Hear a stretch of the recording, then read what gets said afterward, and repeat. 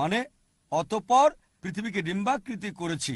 দাহাহা শব্দের একটা অর্থ সম্প্রসারণ, আরেকটা অর্থ দাহাহা শব্দের, এটা এসেছে আরবি মূল শব্দ দুইয়া থেকে, যার অর্থ ডিম।